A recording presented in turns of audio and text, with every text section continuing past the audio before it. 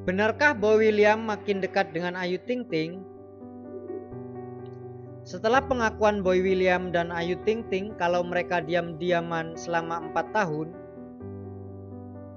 kini mereka makin memperlihatkan keakraban dan kedekatan mereka di publik. Bahkan terulang lagi video saat mereka berduet dan terlihat romantis. Video keakraban Ayu Ting Ting dan Boy William di masa lalu viral lagi di media sosial.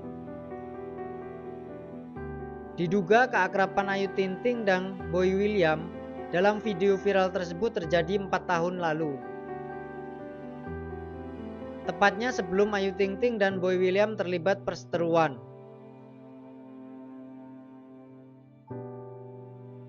Ya, tak banyak yang tahu, Boy William dan Ayu Ting Ting sempat terlibat perang dingin selama 4 tahun.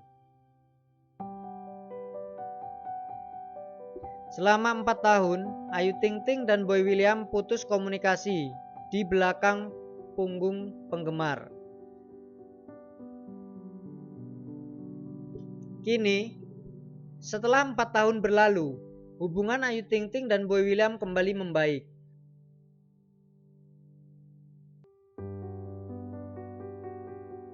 Keduanya pun diketahui juga kembali akrab seperti dulu.